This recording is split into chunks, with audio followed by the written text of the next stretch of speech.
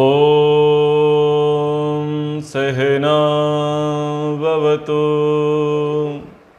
सहनौ भुनक्तु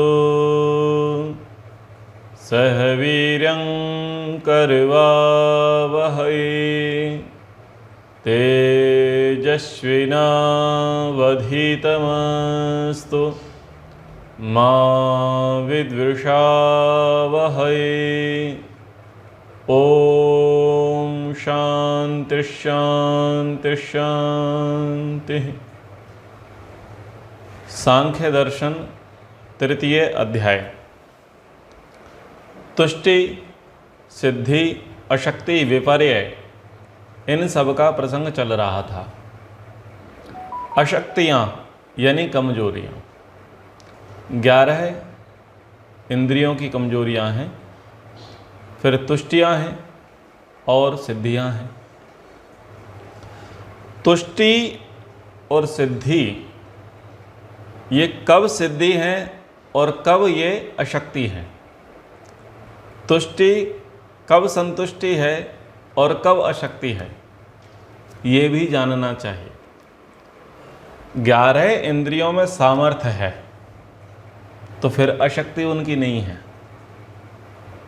सामर्थ्य है तो फिर किस बात की अशक्ति।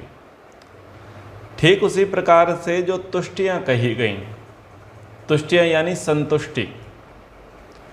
अब संतुष्टि यानी संतोष, तो योग दर्शन का जो संतोष है, संतोषाद अनुत्तमम सुख लाभः, के संतोष करने से बड़े सुख की, उत्तम सुख की प्राप्ति होती है।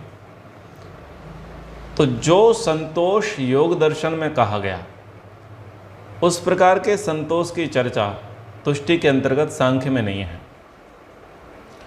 संतोष करना कभी बुरा नहीं होता, संतोष करना सदा अच्छा रहता है। पर व्यक्ति का सामर्थ्य है, और सामर्थ्य होते हुए भी, अपॉर्चुनिटी होते हुए भी व्यक्ति आगे ना बढ़े और जितना है उतने में ही वो रम जाए, बस ये संतुष्ट हो जाएगी तुष्टि। जैसे कि 12 सीढ़ियाँ हैं, 12 सीढ़ियों में से एक व्यक्ति चढ़ा सीढ़ियों पर तो वो 7 सीढ़ी चढ़ गया। आगे प्रयास करता तो 8वीं, 9वीं, 10वीं, 11वीं, 12वीं सीढ़ी तक भी वो पहुंच सकता था, सामान्य सी बात थी। लेकिन वो 7वीं सीढ़ी पर ही जाकर के बैठ गया, नहीं मैं तो यहीं ठीक हूं। और वहां बैठने में वो तर्क देने लगा कि यहां बैठना क्यों लाभकारी है, और अन्य लोगों ने कहा कि यहां मत बैठ, ऊपर चलते हैं, तो उसको वो स्वीकार नहीं रहा। यानी वो 7वीं सीढ़ी पर ही बैठ करके रह गया, उसी में उसने विश्राम कर लिया, संतुष्ट कर लिए। ये है तुष्टि दोष। समझ में आ गया। ऐसे ही सिद्धियां हैं, जिन सिद्धियों की हमने बात की, 8 प्रकार की सिद्धियां हैं। अब 8 प्रकार की जो सिद्धियां हैं, अगर वो प्राप्त हो गई तो सिद्धि है, और प्राप्त नहीं हुई तो असिद्धि है। तो जो प्राप्त नहीं हो पाना वही अशक्ति है, और जो प्राप्त हो गया है वो अशक्ति नहीं है। जो कर लिया है, कर चुके हैं, वो अशक्ति नहीं है। तो इसको इस प्रकार से भी समझना चाहिए कि जैसे मान लीजिए अध्ययन सिद्धि है, तो बहुतों को तो नहीं है ना, बहुतों को तो पढ़ाने पर ही समझ में आता है। कुछ विरले होते हैं जो सेल्फ स्टडी करते हैं और उनको समझ में आ जाता है। तो स्वयं से पढ़ करके समझना ये सिद्धि है, लेकिन आगे ना बढ़ना, बस यही असिद्धि है, यही अशक्ति है, आगे ना बढ़ना। ठीक है। तो इस प्रकार से इन बातों को कहा। अब सूत्र संख्या 45 को देखिए। नेतरादि तरहानेन विना, यानी पिछली सिद्धि को छोड़े बिना अगली सिद्धि के धर्म से व्यक्ति युक्त नहीं हो सकता। पिछली सिद्धि पहले क्या था, लंबे काल तक व्यक्ति ने गुरु मुख से अध्ययन किया, जब पर्याप्त उसने गुरुमुख से अध्ययन किया तो उसके अंदर एक योग्यता आती है कि फिर वो बाद में सेल्फ स्टडी करने लग जाता है, जिसे कहते हैं स्वाध्याय। फिर व्यक्ति चिरकाल तक स्वाध्याय करता है तो उसके अंदर ओहा भी आने लग जाती है। तो ऐसे धीरे धीरे क्रमशः उसका विकास होता चला जाएगा। जो 8 सिद्धियों की बात की, तो ये जो क्रमशः विकास हुआ, ये कैसे हुआ? पिछली सिद्धि को अगर छोड़ेगा नहीं, पिछले पायदान को अगर वो पार नहीं करेगा तो अगले पायदान पर वो नहीं पहुंचेगा। तो जो कुछ भी वर्तमान है वो पिछले के कारण है।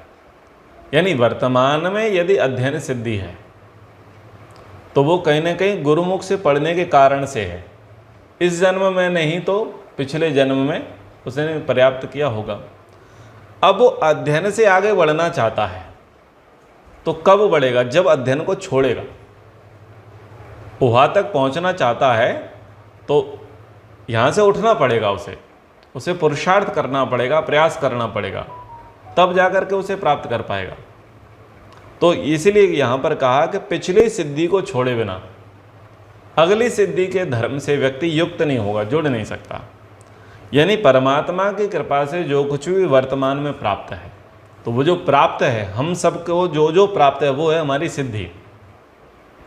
जो कुछ भी हमको प्राप्त हो चुका है उसको आप थोड़ी देर के लिए सिद्धि मान लीजिए। अब आप कुछ बड़ा अचीव करना चाहते हैं, बड़ा प्राप्त करना चाहते हैं, तो वर्तमान को छोड़ना पड़ेगा, यानी वर्तमान से उठना पड़ेगा, वर्तमान के मोह को आपको त्यागना पड़ेगा, उसके लिए अधिक पुरुषार्थ करना पड़ेगा, तब जाकर के बड़ी सिद्धि प्राप्त होगी। तो बस यही इस सूत्र का कहने का तात्पर्य था कि वर्तमान में मनुष्य को जो भी सिद्धियां प्राप्त हैं वो कहीं ना कहीं उसके पिछले पुरुषार्थ से हैं, यानी वो संस्कार है। और वर्तमान से भी अगर वो आगे बढ़ना चाहता है तो उसको वर्तमान में संतुष्ट ना रह करके उससे आगे उसे प्रयासरत होना चाहिए, उसे आगे बढ़ना चाहिए। जब तक पिछले को नहीं छोड़ेगा तब तक वो कुछ आगे विशेष नहीं कर पाएगा। तो अब ये सारी बातें हो गई हैं, तो एक नया प्रसंग शुरू करते हैं। पूछा जाता है कि ये जो सृष्टि है व्यक्तियों की, एक एक व्यक्ति का निर्माण हुआ, सब प्रकार के मनुष्यों का निर्माण हुआ, तो इसका भेद क्या है, प्रयोजन क्या है? अलग अलग प्रकार के व्यक्ति दिखाई देते हैं। कोई ब्राह्मण है, कोई क्षत्रिय है, कोई वैश्य है, कोई शूद्र है, ठीक है, कोई ब्रह्मचारी वाला है, कोई गृहस्थी वाला है, कोई वानप्रस्थी वाला है, कोई सन्यासी वाला है, सब थोड़ा अलग अलग प्रकार के देखे जाते हैं। तो ये जो भेद है सृष्टि में व्यक्तियों का जो भेद है वो क्यों है? तो सूत्र संख्या 46 और 47 संयुक्त रूप से कहे हैं, देवादि प्रभेदा, और दूसरा है आब्रह्म तंब पर्यंतम तत्कृते सृष्टिरा विवेकाद। सूत्रार्थ, देव आदि भेदों वाली ब्राह्मण से लेकर वृक्ष वनस्पति पर्यंत सृष्टि जीवात्मा के लिए है, और यह सृष्टि जब तक विवेक ना हो जाए तब तक ये चलती रहेगी। तो व्यक्ति यानी जो व्यक्त कर रहा है, व्यक्त कौन करेगा? जिसके अंदर प्राण होंगे। तो प्राणी ही व्यक्ति होता है जो अभिव्यक्त करता है। तो व्यक्तियों की सृष्टि अलग प्रकार की देखी जा रही है। मनुष्यों में भी भेद देखे जा रहे हैं, पशुओं में, पक्षियों में, वृक्षों में, वनस्पतियों में, सब में अलग अलग प्रकार के भेद देखे जा रहे हैं। तो ये क्यों है? एक तो इनमें विविधता क्यों है, और दूसरा ये जो दुनिया है, ये जो संसार है, ये जो व्यक्तियों की जो सृष्टि है वो कब तक चलती रहेगी, कब तक चलेगी, क्यों चल रही है? तो उसी के विषय में कह रहे हैं कि जीवात्मा के लिए सारी सृष्टि बनाई गई। सब में कौन है? आत्मा है। पशु में, पक्षी में, वृक्ष में, वनस्पति में, सब में आत्मा है। तो इन सब आत्माओं में श्रेष्ठ आत्मा कौन सी है? जो सृष्टि के आदि में उत्पन्न हुए, ब्रह्मा आदि 4 ऋषि, वो वहाँ से लेकर के और सामान्य मनुष्य तक, यानी देवों से लेकर के सामान्य मनुष्य तक, फिर पशु से लेकर के पक्षी और छोटे छोटे जीव जंतुओं तक, बड़े बड़े विशाल पेड़ों से लेकर के छोटी सी लता पत्र बेल यहाँ तक, यानी तो बड़े से लेकर के छोटे तक जो भी चल रही है ये जो सृष्टि, ये किस लिए चल रही है कि कर्म के भोगने के लिए चल रही है। ये जो विविधताएं देखी जाती हैं संसार में, ये कर्म के कारण है। कर्म वैचित्र्यात् सृष्टि वैचित्र्यम, इनके कर्मों की विचित्रता थी इसलिए इनकी सृष्टि विचित्र है। ये अलग अलग प्रकार के लोग दिखाई देते हैं और ये कब तक दिखाई देते रहेंगे, कब तक ये योनियां दिखाई देती रहेंगी, जब तक विवेक की प्राप्ति नहीं हो जाती। जब विवेक की प्राप्ति होगी और जिसको होगी वो इस व्यक्ति सृष्टि से परे हो जाएगा, वो इस संसार से पार हो जाएगा। और जब तक विवेक नहीं है तब तक वो यहीं पर रहेगा, पशु योनि में, पक्षी योनि में, वृक्ष में, वनस्पति में, मनुष्यों में। जैसी जैसी स्थिति होगी वैसे वैसे प्रकार से वो रहेगा। तो हमारी जो प्रकृति है, हमारी प्रकृति त्रिगुणात्मक है, सत्व रज तममयी। तो ये जो सृष्टि है, ये सृष्टि भी तीनों प्रकार की है। सात्विक सृष्टि भी है, तामसिक सृष्टि भी है और राजसिक सृष्टि भी है। ये जो व्यक्ति है तो मनुष्यों की सृष्टि, पशु पक्षियों की सृष्टि और वृक्ष वनस्पतियों की सृष्टि, इसमें भी तीनों भेद हैं सत्वरजतम के। केवल मनुष्यों में भी सत्वरजतम के भेद हैं, पशुओं में भी सत्वरजतम का भेद है, सब में सत्वरजतम का भेद बना हुआ है। और मनुष्यों में तो ऐसा है कि कभी सत्वगुण उभरा है, कभी तमोगुण दबा है, कभी तमोगुण उभरा है तो कभी रजोगुण दबा है, कभी रजोगुण उभरा है तो सत्वगुण दबा है। शीशौ ऐसा चलता रहता है। अलग अलग प्रकृतियां जो हैं वो व्यक्ति की बनती रहती हैं, यानी अलग अलग जो गुण हैं वो उद्बुद्ध होते रहते हैं और प्रादुर्भूत होते रहते हैं, दबे रहते हैं, ये सारी चीज़ें चलती हैं। तो उसके विषय में कह रहे हैं ऊर्ध्वम सत्व विशाला, देवों की सृष्टि सत्व प्रधान होती है। देव यानी विद्वान। तो मनुष्यों में ही ये एक प्रसंग बताया कि देवों की सृष्टि सत्व प्रधान होती है। अब ऋषि दयानंद जी ने सत्यार्थ प्रकाश के 9वें समोल्लास में इस त्रिगुणात्मक सृष्टि के विषय में कहा। महर्षि मनु जी ने मनुस्मृति के 12वें अध्याय में इस त्रिगुणात्मक सृष्टि के विषय में लंबी चर्चा करी। तो जैसे कि यहाँ पर 3 सूत्र आए, ऊर्ध्वम सत्व विशाला, तमो विशाला, मूलतः मध्य रजो विशाला, ये 3 सूत्र आए, यानी सत्वगुण, रजोगुण और तमोगुण प्रधान सृष्टि के विषय में बताया। मनुस्मृति में एक श्लोक आता है, देवत्वम सात्विका यान्ति, मनुष्यत्वम च राजसा, त्र्यकत्वम तामसा, नित्यम इति एषा त्रिविधा गति। सात्विका देवत्वम यान्ति, सत्व गुण का आचरण करने वाले परजन्म देवत्व अर्थात दिव्य गुणों से युक्त मनुष्य का जन्म प्राप्त करते हैं, ये देव होते हैं। रजोगुण का आचरण करने वाले साधारण मनुष्य का जन्म पाते हैं और तमोगुण का आचरण करने वाले पशु पक्षी कीट पतंग वृक्ष वनस्पति आदि तिर्यक जन्मों को पाते हैं। तिर्यक, तिरछी चाल चलने वाले। अब तिर्यक योनि, तिरछी चाल चलने वाले। अब तिरछी चाल चलते हुए ये जब योनि परिवर्तन हो रहा है तब दिखाई दे रहा है कि तिरछे भाग रहे हैं, लेकिन इनमें तिरछे चलने के लक्षण मनुष्य योनि में घटने लग जाते हैं। तिरछा चलना, तिरछा चलना क्या है? कथनी करनी में भेद, जहां कह कुछ रहे हैं कर कुछ रहे हैं, यही है तिरछा चलना। कह करके कहीं जाएंगे और पहुंचेंगे कहीं और, बोलेंगे कुछ करेंगे कुछ, यह तिरछा चलना। इससे कुछ कहा उससे कुछ कहा, यह तिरछा चलना है। तो जो झूठा व्यवहार है, छल कपट प्रपंच का जो व्यवहार है, यही तिरछा चलना है। और यही तिरछा चलना आगे जाकर के तिर्यक योनि में लेकर के जाता है, पशु पक्षी वृक्ष वनस्पति की योनि में लेकर के जाता है।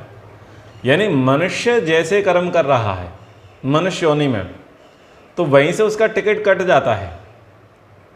रिजर्वेशन वहीं से हो जाता है कि अब ये आगे किन किन योनियों में जाने वाला है। तो 3 प्रकार की योनियां यहाँ पर कई हैं,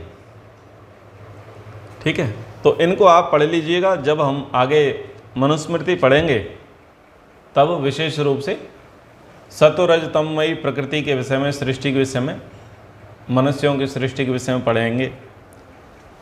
तो जो उत्तम स्तर के हैं, ब्राह्मण हैं, विद्वान हैं, धर्मात्मा हैं, परोपकारी हैं, सदाचारी लोग हैं, उनकी जो सृष्टि है वो सत्व प्रधान है। संसार में 3 गुण हैं, 3 तत्व हैं, सत्व रज तम। केवल एक तत्व अच्छा है, सत्व, और 2 तत्व खराब हैं, रज और तम। तो परसेंटेज निकालेंगे, 100 में डिवाइडेड करेंगे, तीनों को विभाजित करेंगे तो 33.3% ऐसा आएगा पर हेड। तो सत्व के हिस्से में आया 33.3%, और रज और तम इनका इक्वल हो गया, जोड़ा बन गया, तो 66.6%। तो बस 1/3 लोग ही आपको इस दुनिया में अच्छे मिलेंगे। इतनी बात समझिए, 1/3 लोग ही ठीक मिलेंगे। यदि इस दुनिया में हम 1 अरब की आबादी माने तो उसके 25% ही लोग ठीक ठाक मिलेंगे और 75% लोग गड़बड़ वाले मिलेंगे। ऐसा है। तमो विशालः मूलतः, सूत्र संख्या 49। तो जो नीचे की सृष्टि है, घटिया स्तर की है, वह तमोगुण प्रधान है। तो तमोगुण प्रधान सृष्टि क्या है? जिसमें पशु हैं, पक्षी हैं, वृक्ष वनस्पति हैं, ये सब तमोगुण प्रधान है। फिर मध्य रजो विशाला, तो मनुष्य की जो सृष्टि है वो रजोगुण प्रधान है। अब देखो, अगर हम प्राणियों की चर्चा करें, गणना करें, सामान्य एक अनुमान लगा करके चलना है। पशु में, पक्षी में, वृक्ष में, वनस्पति में, सब में आत्मा है, सब में प्राण है। अच्छा, दुनिया में लोग कितने माने जाते हैं, मनुष्य कितने माने जाते हैं? अनुमानित 8 अरब। ठीक है, 8 अरब माने जाते हैं। पशु पक्षी कितने होंगे फिर?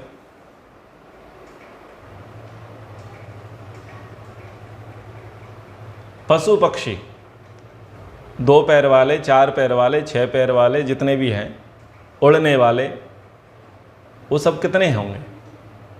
अब इसमें आप अपनी सुविधा से गुणा लगा सकते हैं। अब वो पशु पक्षी जितने होंगे, कीट पतंग जितने होंगे, उनसे कई गुना क्या होंगे? वृक्ष वनस्पतियां होंगी। उससे कई गुना वृक्ष वनस्पतियां होंगी। तो ये कौन सी है? ये तमोगुण प्रधान है। तो तमोगुण की प्रधानता के कारण से इसकी संख्या अधिक रहेगी। वृक्ष वनस्पतियों की, कीट पतंगों की, इनकी, पशु पक्षियों की संख्या अधिक रहेगी और मनुष्य होने की संख्या कम रहेगी। ठीक है। अब मनुष्यों में भी फिल्टर लगेगा कि 8 अरब के आसपास मनुष्य हैं। 8 अरब के आसपास मनुष्य हैं। अब इसी में आप तीनों गुण फिल्टर करो, सत्वगुण वाले, रजोगुण वाले और तमोगुण वाले। तो मनुष्य जाति में तमोगुणी लोगों की संख्या अधिक है। तमोगुणी लोगों की संख्या अधिक है। इस दुनिया में शाकाहारी लोग अधिक हैं या मांसाहारी लोग अधिक हैं? मांसाहारी लोग अधिक हैं। तो मांसाहारी लोग अधिक हुए तो मतलब क्या हुआ? तमोगुणी है। शांत लोग अधिक हैं या क्रोधी लोग अधिक हैं? तो क्रोधी लोग अधिक हैं। काम, क्रोध, लोभ, मोह लोगों के अंदर ज़्यादा है या शांति, शम, दम, तितिक्षा का भाव अधिक है? तो काम, क्रोध, लोभ, मोह की स्थिति अधिक है। लोग शुद्धि में अधिक रहते हैं या अशुद्धि में अधिक रहते हैं? तो पता चलेगा अशुद्धि में अधिक रहते हैं। लोग अभाव में ज़्यादा जी रहे हैं या प्रभाव में ज़्यादा जी रहे हैं? तो पता चलेगा अभाव में अधिक जी रहे हैं। गरीबी है, भुखमरी है, असुविधाएं हैं, बेरोजगारी है पूरी दुनिया में, और अनेक अनेक प्रकार की चीज़ें हैं। तो वो जो वर्गीकरण आपको दिखाई दे रहा है, यही तमोगुण है। और फिर जिसको आपको मिडिल क्लास कहते हैं, वही मिडिल क्लास यहाँ पर रजोगुण है। और जो अपर क्लास है, अपर क्लास यानी पैसे वाला नहीं, अपर क्लास का मतलब पैसे वाला नहीं, अपर क्लास का मतलब जो जिसको बोलते हैं ना क्लास 1, तो प्रायः क्लास 1 और अपर क्लास या फर्स्ट क्लास जो बोला जाता है वो बड़े पैसे वाले को और बड़े पद वाले के लिए बोला जाता है, लेकिन प्रसंग चल रहा है व्यवहार का, आचरण का, तो वो मिलेंगे कम, वो मिलेंगे कम। क्योंकि जैसे पहले ही बताया कि अगर 1 अरब की आबादी है तो मात्र 25% लोग ही ढंग डौल के होंगे, 25% लोग ठीक ठाक होंगे। तो देवों की सृष्टि यानी वो 25% लोगों के कारण ये दुनिया में अच्छा है, ये भी ध्यान रखना। ये जितना भी सृजनात्मक, निर्माणात्मक और बढ़िया बढ़िया सारे कार्य हो रहे हैं जिससे लोगों को सुख मिल रहा है, ये किन के कारण है? ये उन्हीं सत्व प्रधान लोगों के कारण है, उन्हीं देवों के कारण है जो दिव्य गुणों से युक्त हैं, जो परोपकारी हैं, अच्छे साइंटिस्ट हैं, अच्छे डॉक्टर हैं, अच्छे वकील हैं। न्याय क्यों बचा हुआ है? अच्छे जज के कारण, अच्छे वकीलों के कारण। प्रशासन क्यों चल पा रहा है? अच्छे पुलिस वालों के कारण। स्कूल क्यों चल पा रहे हैं? अच्छे अध्यापकों के कारण। खेती क्यों हो पा रही है? अच्छे किसानों के कारण। तो जितने भी अच्छे अच्छे लोग हैं ना, बस उन्हीं के कारण से ये सारे काम चल रहे हैं, नहीं तो बुरे लोगों ने मिटाने में कोई कसर छोड़ी नहीं है। हर डिपार्टमेंट में यानी बुरे लोगों का जो परसेंटेज है वो 66.6% होगा, उसी की प्रधानता होगी। पुलिस में, डॉक्टर में, वकील में, लॉयर, इन सब में देख लेना, व्यापार में, इन्हीं की अधिकता होगी। क्यों? रजोगुण तमोगुण प्रधानता के कारण से।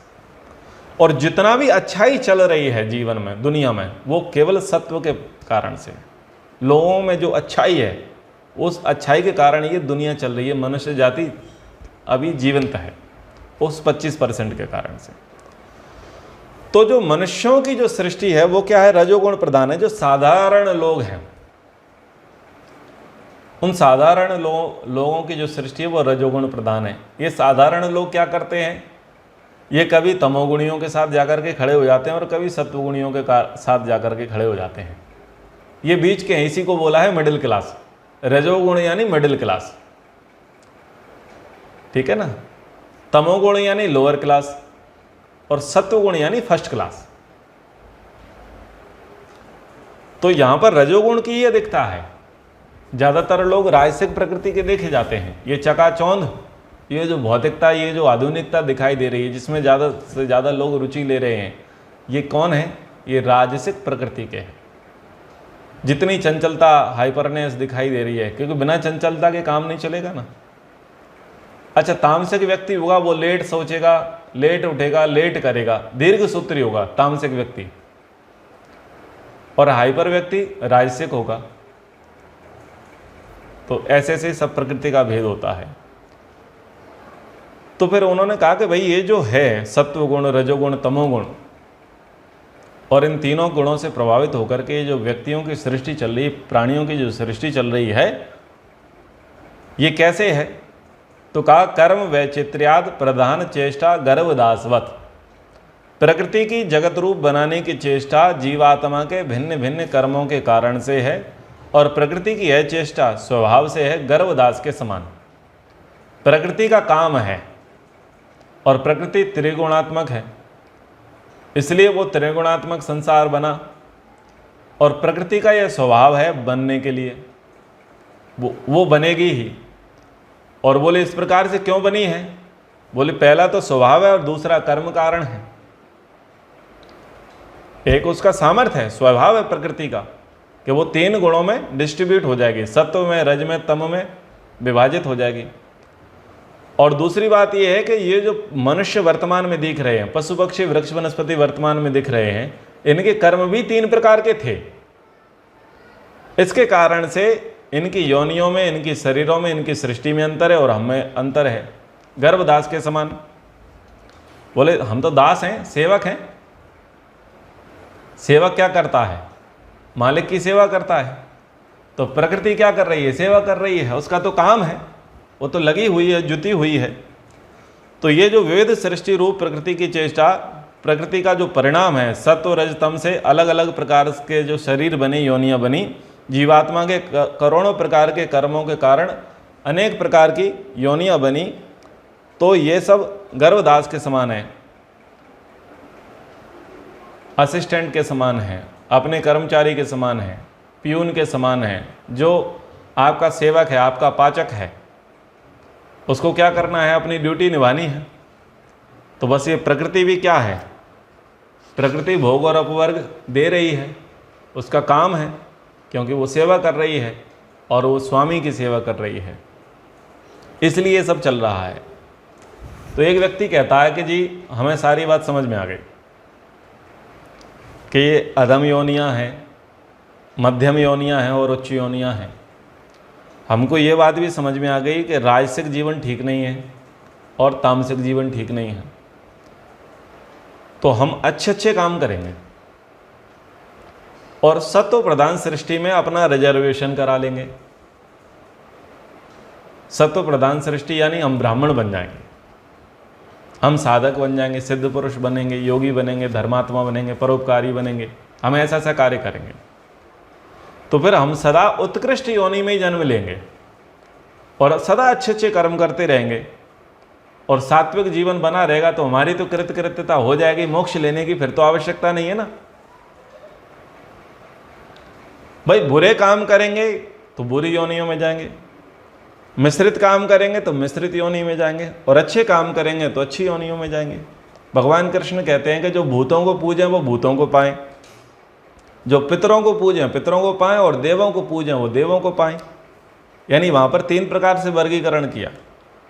भूत पूजा करने वाले, भूतों में विश्वास रखने वाले कौन बनते, बोले भूत बनते हैं। और पितरों को पूजने वाले वो पितृलोक में जाते हैं, यानी अपने पूर्वजों के अनुसार जो चलते हैं तो वो वैसा सुख पाते हैं। और जो देवताओं को फॉलो करते हैं तो वो देवलोक को प्राप्त करते हैं। तो यानी वहाँ पर भी 3 प्रकार का डिवाइडेशन, वर्गीकरण किया गया। इन्होंने कहा कि जी हम सत्व प्रधान को पकड़ेंगे, हम सदा ब्राह्मण बनेंगे, अच्छे अच्छे कर्म करेंगे, और अच्छे अच्छे कर्म करेंगे तो कोई तकलीफ नहीं है। तो शास्त्रकार इस पर कह रहे हैं, आवृत्ति ही तत्र अपि उत्तरोत्तर योनि योगाध्येयः। ऊंची ऊंची योनियों में अधिक सुख होने पर भी उसके बाद भी पुनर्जन्म होगा ही, दुख से पूर्णतः निवृत्ति नहीं हो पाएगी, इसलिए ऊंची ऊंची योनियां त्याज्य हैं। यानी उसने कहा कि देखो हम तो ब्राह्मण बनेंगे, धर्मात्मा बनेंगे, पुरुषार्थी परोपकारी बनेंगे, तो सदा हम ऊंची ऊंची योनियों में जन्म लेते रहेंगे।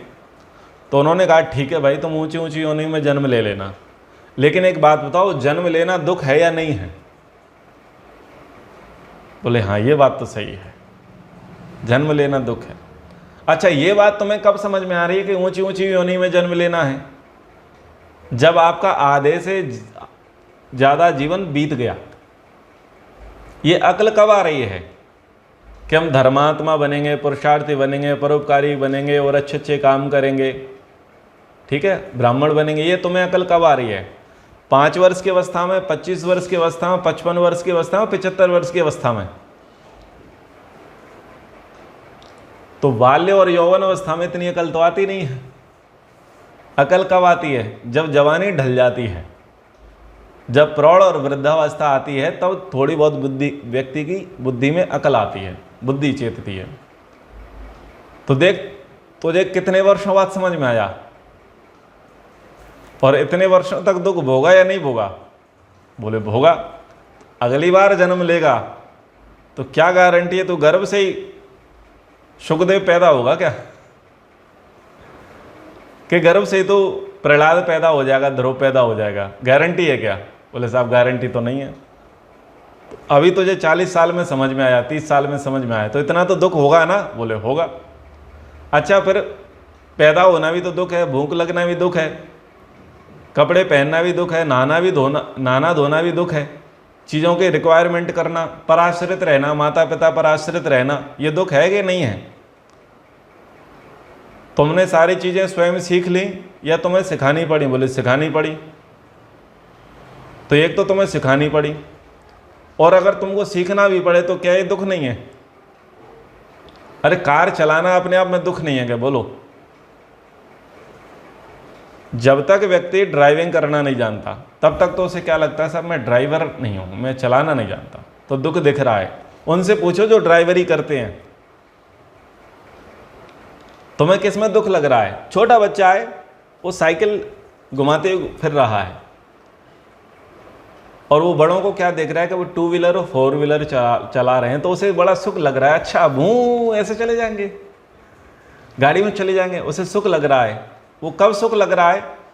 जब वो 2 व्हीलर 4 व्हीलर चलाना नहीं जानता, इसलिए उसे दुख लग रहा है कि यार मैं कब सीखूंगा चलाना, और इसमें तो बड़ा सुख है। ये लोग चला रहे हैं, देखो कैसे चले गए हॉर्न बजाते हुए। अब जब वो बच्चा बड़ा होता है, उत्सुकता के साथ खड़ा होता है और 2 व्हीलर सीखता है, फिर 4 व्हीलर सीखता है, फिर उससे पूछो तेरी इच्छा थी मैं 2 व्हीलर 4 व्हीलर चलाऊं, ड्राइवर बनूं, स्पीड में गाड़ी चलाऊं, स्टंट करूं, कैसा लग रहा है? बोले साहब थक जाता हूं, मेरे से मत कहना कहीं जाने की। कहने लग रहा है ना दुख। तो अगर कोई भी चीज नहीं सीखे हैं तब भी दुख है, और सीख जाएंगे तब भी दुख है। आप परोपकारी नहीं हैं, आपको परोपकार करते हुए लोग दिखाई दे रहे हैं, तो आपको वो सुखी दिखाई दे रहे हैं और आप स्वयं को दुखी मानते हैं। एक बार तुम खुद परोपकार के कार्य करके देखना, तो पता चलेगा लोग कितनी डिमांड करते हैं। आपको लगता है कि भाई परोपकार करते हैं तो लोग सम्मान करते हैं, लोग पूजा करते हैं, माला पहनाते हैं, हमारा चीफ गेस्ट में नाम लिखते हैं, अरे वाह बड़ी प्रसन्नता की बात है। तो ये एक तरफा दृष्टिकोण है। जरा उसके पास जाकर के देख कि उसके पास लोग लाइन लगा करके कितने लोग खड़े हैं। उसको खुद की जीवन के लिए फुर्सत नहीं है, वो परेशान है इसी चीज को लेकर के, और अभी मना कर दे तो सब बनी बनाई साख बिगड़ जाए। तो भाई इस बुद्धि को ठीक कर ले कि बड़ी बड़ी योनियों में जन्म लेना है। ये बड़ी बड़ी योनि में जन्म लेना भी दुख ही है, ब्राह्मण बनना ये भी दुख ही है। तो ये बात यहां पर समझाने का प्रयास किया। और उत्कृष्ट योनियां प्राप्त कर लेने पर भी कुछ दुख तो ऐसे हैं जो तुम्हें भोगने ही पड़ेंगे। तुमने मान लिया कि मैं ब्राह्मण बन जाऊंगा, सिद्ध योगी बन जाऊंगा, तपस्वी बन जाऊंगा, तो कोई तकलीफ नहीं है। लेकिन कुछ दुख ऐसे हैं जो कंपलसरी हैं, भोगने ही पड़ेंगे। समानम जरा मरणादिजम दुखम, अगर ऊंची नीची योनियों में जन्म मरण बुढ़ापा आदि से होने वाले दुख समान रूप से तो भोगने ही पड़ेंगे। अब तुम ब्राह्मण बनोगे तो बता भूख लगेगी या नहीं लगेगी? बोले साहब लगेगी। शरीर में कमजोरी आएगी या नहीं आएगी? बोले आएगी। बोलो तुम बीमार होगे या नहीं होगे? बोले होंगे। तुम्हारा किसी से संयोग होगा तो वियोग होगा या नहीं होगा? बोले होगा। कुछ लोग तुम्हारे पास आएंगे तो कुछ लोग जाएंगे नहीं क्या? बोले जाएंगे। बोले जाएंगे तब दुख नहीं होगा? बोले होगा। फिर दुख कहां से बचा? अगर बड़ी योनि प्राप्त कर ली, बड़े कुल में आप जन्म ले लिए, आप कुछ भी बन गए, तो ये जो कंपलसरी दुख हैं इनसे कैसे बचोगे? गर्मियों में गर्मी से कैसे बचोगे? सर्दियों में सर्दी से कैसे बचोगे? बरसात में कैसे बचोगे? अच्छा मच्छरों से कैसे बचोगे? घूमने जाओगे तो गली में कुत्ते चिल्लाएंगे, क्या उनसे परेशान नहीं होगे? सड़कों पर चलोगे तो ट्रैफिक जाम होगा, बताओ कहाँ दुख नहीं है? बोले हाँ दुख है। यानी ये कंपलसरी दुख है जो होने ही वाले हैं। भले ही आप ऊंची जाति में पैदा हो जाओ, यानी ऊंचे कुल में आप पैदा हो जाओ, उच्च योनि को आप प्राप्त कर लो, लेकिन जो कंपलसरी दुख हैं वो तो होंगे। क्या सदा तुम्हारे अनुकूल भोजन बनेगा? बोले नहीं बनेगा। क्या तुम्हारा स्वास्थ्य सदा ठीक रहेगा? बोले नहीं रहेगा। बोले जी मैं ऐसा करूँगा माइकल जैक्सन की तरह पर्याप्त जो है डॉक्टरों की लाइन लगा करके रखूँगा। जितने भी लोग मेरे पास आएंगे उनको पहले टेस्ट कर लेंगे कि उन्हें किसी प्रकार का कोई इन्फेक्शन, कोई वायरल तो नहीं है, वायरस तो नहीं है उनके अंदर। तो बिल्कुल 2 गज की दूरी ऐसे मेंटेन करते हुए उनसे बात करेंगे। जो भी भोजन आया करेगा उसको पहले लैब में चेक करके आएगा। अच्छा तुझे भूख लगी हो, तुझे भूख लगी हो और भोजन आ गया हो, भोजन की सुगंध आ रही हो, फिर तू उसे लैब में भेजे, उसे टेस्ट करे, अगला व्यक्ति झूठा करे, पहले वो चाखे फिर तुझे दे। ये दुख नहीं है? बोले यार ये भी दुख है।